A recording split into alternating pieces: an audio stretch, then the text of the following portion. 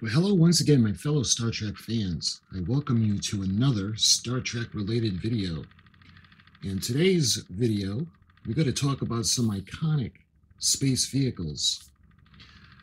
AMT is revolutionary in Star Trek model kits, and I've talked about them in length at detail in the past. I've also done the history of the AMT models. What I want to show you guys today are three of the iconic, well, they would go on to be iconic vehicles that were made by AMT model kits, but these are in the commemorative tins that Round 2 has recently released. So why don't we go ahead, I'm going to put you on a tripod. It'll be a little bit easier for me to show you guys these iconic model kits. Okay, so for the first one, this one really kind of started it all.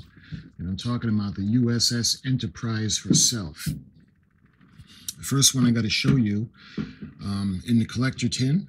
This is the USS Enterprise, and this is embossed. And this is a re-release from Round 2.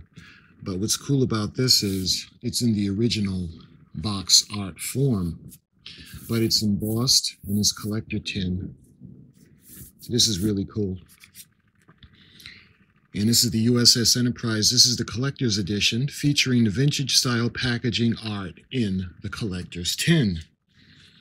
And this is the USS Enterprise Spaceship model kit.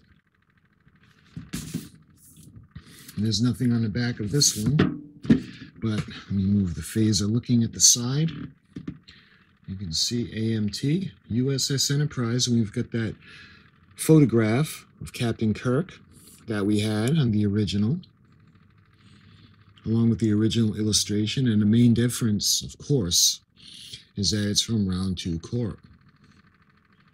And this is a 2009 release date. The ends of the tin are the same. And you can see this is AMT Kit 640. And both ends are the same illustrations. And let's see, on this side of the box, we have that same photograph from the original, but this time Mr. Spock holding a space rifle. And you can see the features: twin power units, complete with display stand, total length of the spaceship 18 inches, colorful decals. Of course, the original would say the lit lit model, because the original release had the sensor dome and the B and C decks area where the bridge is, that would be lit. And this is the first one. This one really launched it. So we got the USS Enterprise.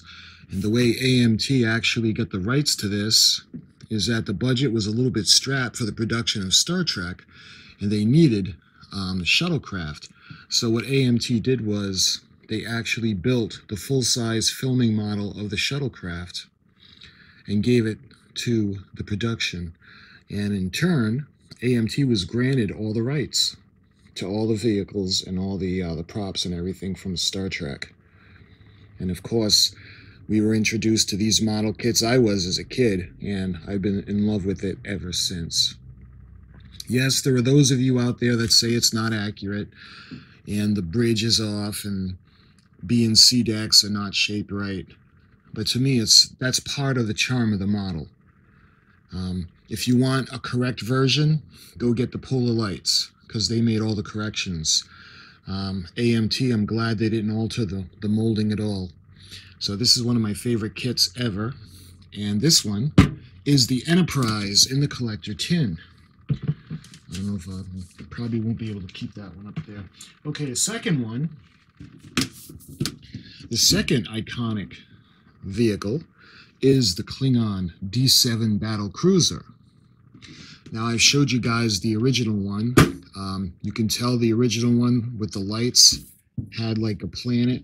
Kind of looked like Saturn because they had the ring around it on the box. Everything after that had the same picture of the D7, but it had phasers firing at the Enterprise. And this is the same kind of packaging art, and this isn't embossed. The word Star Trek is embossed, but unlike the Enterprise, the D7 is not embossed. It's flat. You can see this is the Klingon battle cruiser, plastic model kit. Of course, the original would have called it the Star Trek Alien Klingon battle cruiser from the Klingon Empire. Looking at the side of the box, again, you can see round 2 models. And we got StarTrek.com. And this was, let's see, it looks like a 2011 release. And it looks like Commander Corps or General Corps. I think that was on Organia,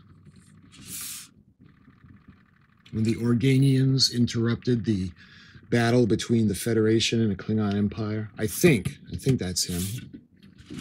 Looking at the ends of the box, you can see we've got that same illustration, and this is kit number 689. And I do believe both ends of the box are the same. Yep. And I showed you that side. Okay. This side of the box, again, has General Corps and shows you the special features. Over 15 inches long with detailed chrome parts, decal sheet, and base with metal support rod. And that was a good thing that round 2 had done. They have their new base with the support rod now, and that's a lot better than the bases that used to come with these ships. Although the original one for the Klingon cruiser was, and the Enterprise too, was very solid. But they had since changed that. And looking at the back, you can see they've got a finished model, Unyielding. A kit too dangerous to miss, the Klingon D7 class battle cruiser. This ship has made its first appearance in the 2nd season of Star Trek The Original Series. Created by Matt Jeffries to evoke a threatening, even vicious display, the ship's design was modeled on a manta ray in both plastic shape and color. The spread-wing primary hull, long neck, and bulbous command module provides an instantly recognizable form. That is, if you can see them. Remember, Imperial Klingon ships utilize the cloaking device. Klingons are a warrior culture driven by the pursuit of honor and glory. The Empire uses warships. Almost exclusively, Klingon vessels are equipped with sublight, impulse, and warp drive engines for faster-than-light travel. They are heavily armed and can draw an excessive arsenal of offensive weapons. The interior of the Klingon vessels are Unitarian in nature, keeping with Klingon ideals of strength, speed, and stealth. Now the most iconic enemy ship in the Star Trek lore returns. The Klingon battle cruiser, produced in 1/650 scale. The kit includes classic ship parts, decal sheet, dome-style base, and assembly instructions in a collector's edition tin package. You can see the finished model. You've got the decals, including the Klingon markings and the new window decals. Ball-jointed dome base. Decals accurate to the filming model used in the show. Details accurate, I'm sorry. So that looks like it could have been retooled a bit from the original. And this was a 2011 release. And that is the Klingon D7 battle cruiser. Okay, lastly, when it comes to the ships of the iconic original series of Star Trek, we have the Enterprise, and we have the Klingon D7, and we have the Romulan Bird of Prey. And of course, this is in the original box art. Actually, I don't think this kit came in this type of box, or a long box. I don't think it was in a long box. I think it was in a smaller vertical box, the release. But if it does have a long box, I'll put it up and I'll show you guys. And this one is not embossed either. It's only the Enterprise one that's embossed. But you can see the same Star Trek, and the words or the letters are embossed. You can see the different vessel. You can see the Enterprise. You can see Romulan bird of prey featuring retro-style packaging. And this could be from the Enterprise incident. Actually, nope, it couldn't, excuse me, because they had one of these, bird of prey, and then the other two were Klingon ships, with the design being used by the Romulans. You can see this is the AMT Romulan bird of prey plastic model kit. And let's show you the side of the box. And we've got Mark Leonard, who portrayed the Klingon, the Romulan commander in Balance of Terror. And we've got what I think is his ship. We've got the Enterprise in the distance. And you can see round 2, StarTrek.com.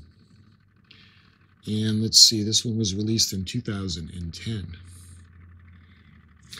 So we look at the ends of the box, and you can see kit number, clear plastic, plastic model kit, and we got that illustration. Both ends of the box are the same, but on the ends, both ends of the box are the same, but on the other side, you can see special features, over 13 inches wide, clear parts, decal sheet and base with metal support rod. And this will be a fun build eventually. Again, we got Mark Leonard at the end.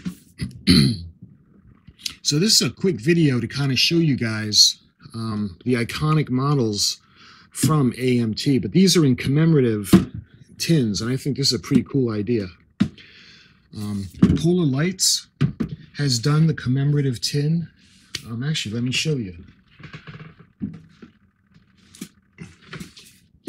I have this one to show you, and this is in like the classic school box from the 60s, or lunchbox.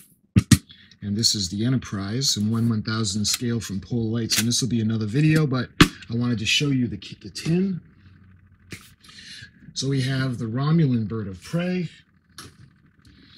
We've got the Klingon D7 battle cruiser, and we've got the USS Enterprise. So my friends, I hope you enjoyed this quick video to kind of show you guys the collector tins of the iconic spaceship models from AMT. And they were put into the retro style packaging. And we got the Romulan bird of prey. And again, that'll be a fun build because I've never made one of those. And we've got the Klingon D7 battle cruiser, which is always a fun one. And eventually we'll be doing the 1/350 scale version from Star Trek The Motion Picture, but that's the Katinga class. And I'm looking forward to doing that. And we've got the Enterprise. So my friends, this is a really quick video, but I just wanted to show you guys the collector tins from round 2. And I don't know about you, but I absolutely love the fact that they brought back all the models, not just from AMT, but they got Mobius, they have, they just got a whole bunch of them that they had ended up bringing back.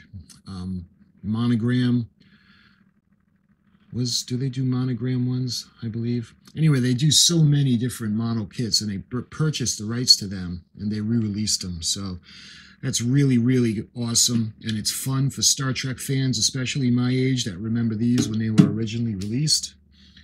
And I've done videos for the Enterprise, the history of the S951 kit, but I don't have this version yet. That's the only one that I'm missing. Maybe someday I'll surprise you guys with a video showing you all of the kits. Anyway, I hope you enjoyed this quick video, my friends. And until the next video, I'll talk to you very soon. And thank you so much for watching.